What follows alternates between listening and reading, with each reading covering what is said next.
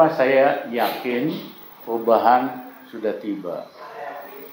Karena kondisi objektifnya itu sudah matang. Kalau kondisi objektifnya belum matang, biar kita semangat, biar kita all out, tetap aja tidak terjadi. Apa itu kondisi objektifnya? Rakyat susah banget hari ini. 40% miskin. Nah, yang kedua, semuanya serba mahal. Makanan, semua harga naik. Pendidikan juga mahalnya ampun. Itu Jaya Suprana telepon saya. Dia dihubungi sama banyak orang yang minta tolong supaya dibantu bisa supaya bayar uang pangkal anaknya yang SD SMP. Dan mereka nggak mampu. Udah jual ini, gadein, Pak Jaya ambil aja nih. Apa gitu lah. Jadi segitunya. Yang ketiga, hukumnya. Kita kan Republik Indonesia dibangun sebagai negara hukum. Bukan negara kekuasaan. Jeleknya ini malah negara kekuasaan keluarga gitu loh. Lebih rendah lagi levelnya. Mas Amin, silakan Mas Amin.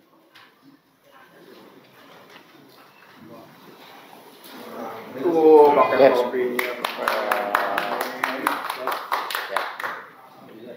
Ya.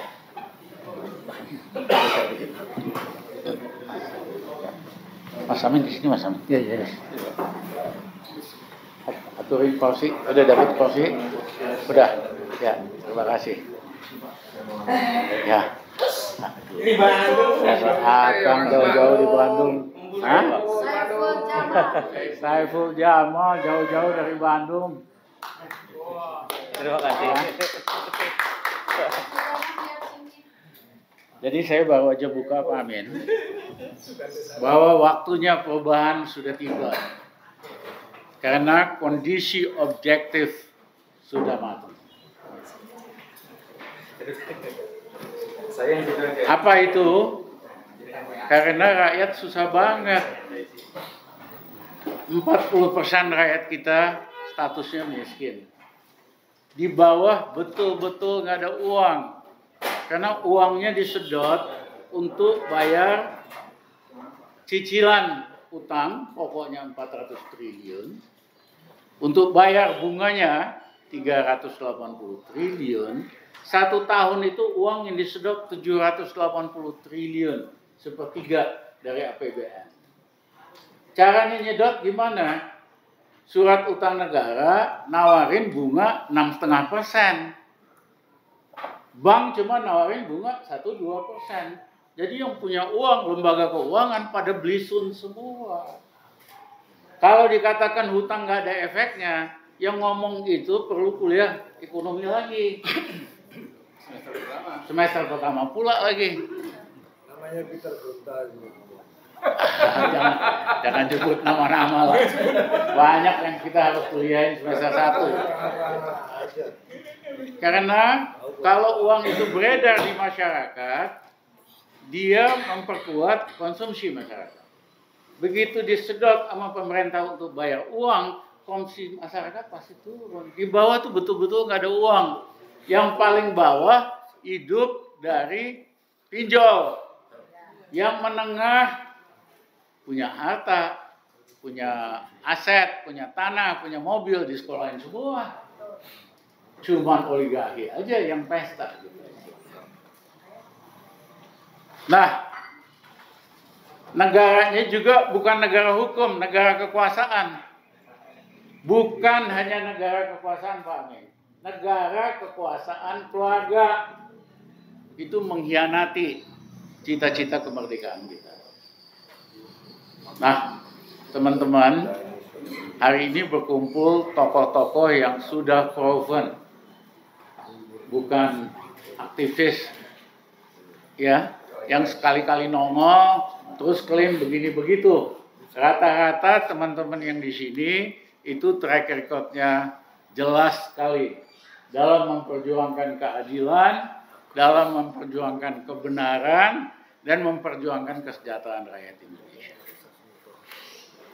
Yang pertama Mas Amin, tokoh reformasi. Siapa yang nggak kenal? Pak Amin hari-hari ini turun gunung lagi. Itu artinya yang kuasa mesti waspada. Nah, di sebelah saya adalah Letnan Jenderal Soeharto, Komandan Marinir.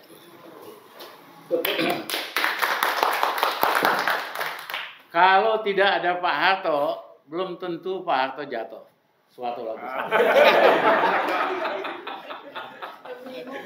Saya pada waktu 97, 98 penasihat Angkatan Bersenjata. Semua jenderal, teman, murid. Nanya pada waktu itu, Pak Ramli, gimana ya? Ini ada rame-rame mahasiswa. Saya harus ngapain ya? Saya tanya balik, kamu berani nggak ambil resiko? Dipecat, dipenjarain, kalau tidak ngikutin perintah. Kalau berani, bantu mahasiswa. Tapi kalau nggak berani, mahasiswa lagi rame, demo di situ, kamu pura-pura lihat aja di sebelah. Kebanyakan milih yang kedua. Hanya sedikit yang milih bersama-sama mahasiswa. Salah satu Letnan Jenderal Marinir Soeharto. Mahasiswa ditemenin, kalau ada yang galak sama mahasiswa, dia bela. Nah, hebatnya Pak Harto, hari ini dia mau ikut lagi berjuang sama kita. Berarti ada yang nggak benar. Masih reformasi jilid 2. Nah, yang kedua, yang kumisnya gede. Kalau Jokowi takut sama orang kumis gede. Mas Sunarko, bekas Komandan Marinir. Kopassus, sorry. Majen Sunarko, orangnya juga berani, ya kan? Hilang-hilangan, ya kan? Dan hari ini bersama-sama kita. Kemudian yang tenang orangnya pakai baju hitam, ini Profesor Budi Jatmiko, Ketua Asosiasi Universitas Swasta. Hari ini Universitas Negeri, dosen-dosennya kebanyakan tidur.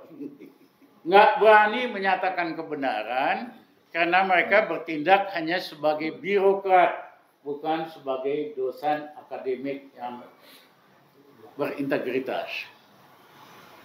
Yang berani selama 2 tahun terakhir adalah universitas-universitas swasta. Ketuanya Profesor Budi Jatmiko. Anggotanya banyak sekali, berapa ratus Pak? 4.700 rektor di seluruh Indonesia. Tadinya Pak Budi dan kawan-kawan sejak beberapa tahun yang lalu tentu dukung Pak Jokowi. Tapi sejak COVID, makin lama kawan-kawan rektor makin mikir. Karena 50% mahasiswa di universitas swasta kagak mampu bayar. Kalau universitas negeri mau ekonomi rusak atau apa, tenang aja, ada duit negara kan. Kalau swasta kan jelas, begitu mahasiswa kagak bayar, mau mecat kasihan, akhirnya tutup mata aja mahasiswa yang nggak bayar. Tapi makin lama yayasannya, universitasnya makin bleeding. Itulah kenapa Profesor Budi Jatmiko dan kawan-kawannya para rektor swasta hari ini akan bersama-sama kita. Nah, yang satu lagi ini kalau nggak Badung namanya bukan Musim Ardi. Konsisten memperjuangkan demokrasi, melawan ketidakbenaran sejak puluhan tahun. Kemudian saya nggak boleh lupa ibu-ibu, ya, yang emak-emak yang berani Kalau polisi, ya kan, kapten pernah cerita sama saya, itu kok dibiarin sih, ibu-ibu berani banget, ngomongnya juga, waduh, gawat banget. Dia bilang, Pak, kita serba salah. Kalau kita gebukin ini emak-emak, teman-teman kita ngeledek semua. Lu beraninya sama perempuan. Pulang kita ketemu istri di rumah, istrinya marah. Pak, kamu beraninya sama perempuan. Gitu. Habis itu kita ngadep ibu kita. Ibu kita marah. Saya sekolahin kamu sekolah perwira. Masa kamu bisanya cuma ngegebukin. Jadi nggak ada menangnya.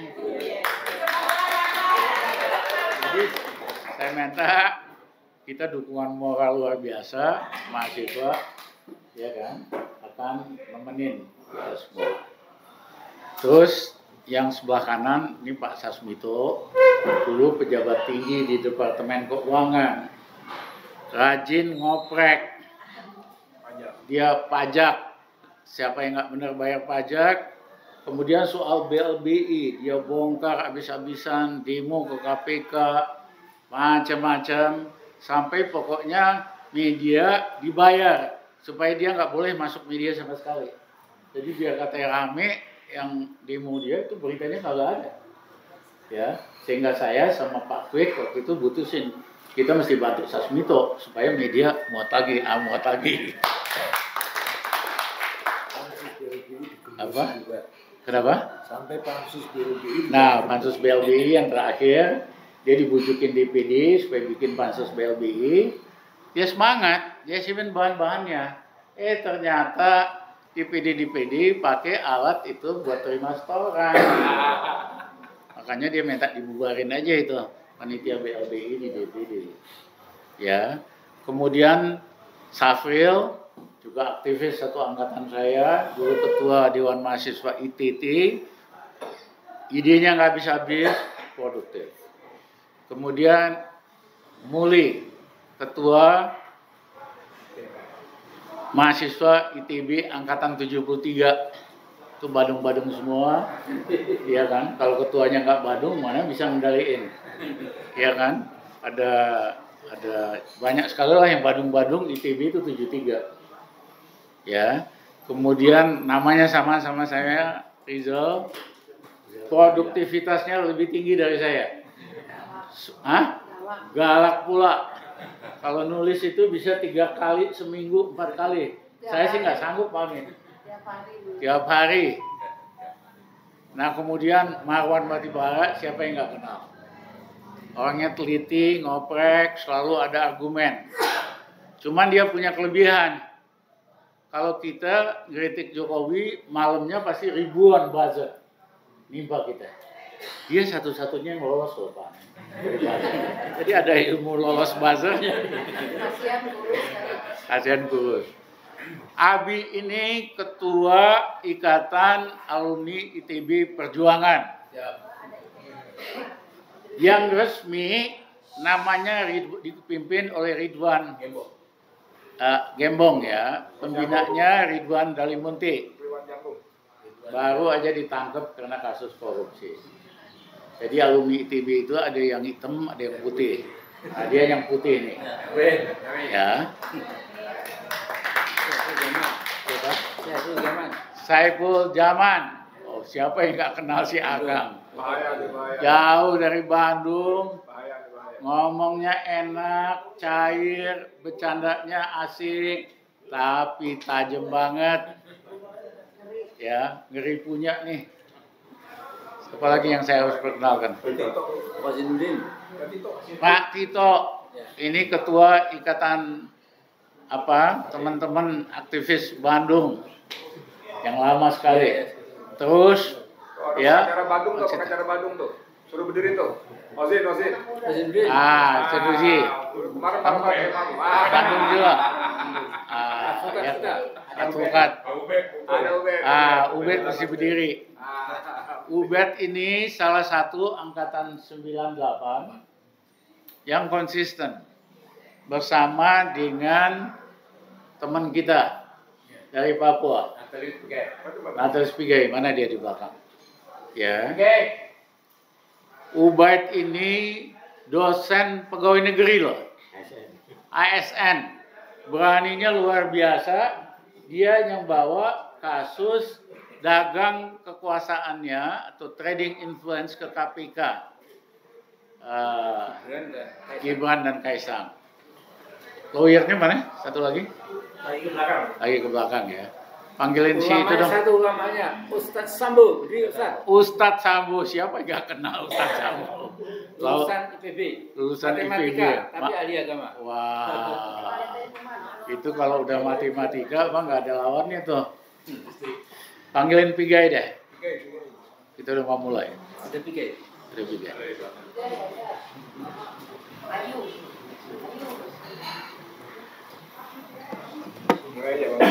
Ya.